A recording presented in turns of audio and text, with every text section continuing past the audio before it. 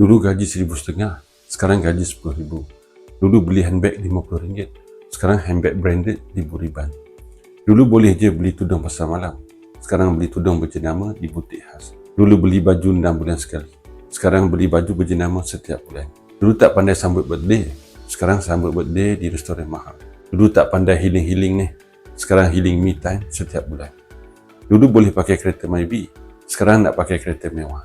Dulu gaji kecil tak boleh menyimpan, sekarang gaji besar sepatutnya banyak simpanan. Gaji besar, nafsu juga besar. Jangan kejar gaya hidup. Duit tak boleh bawa mati, tetapi kalau tak ada duit, rasa nak mati. Sebab itu ramai yang diberhentikan kerja, ambil pilihan bunuh diri sebab hutang dan komitmen yang terlalu banyak. Tak kurang juga 17,000 pasangan bercerai disebabkan masalah kewangan semasa PKP.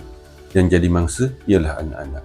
Tak salah beli barang-barang mahal, tapi yang salahnya kita yang tak ada simpanan at least 12 bulan pendapatan. Hatta simpanan 1,000 pun tak ada. Kenapa kena ada simpanan? Sebab tak ada jaminan kita boleh kerja selamanya. Nak menyimpan tapi boros. Tak boleh kawan nafsu berbelanja. Banyak hutang. Emaslah ubat paling mujarab. Dah ramai berjaya sihatkan kewangan dengan emas. Nak saya bantu mulakan tabungan emas rendah RM100? Sedia DM saya akan bantu sebaiknya.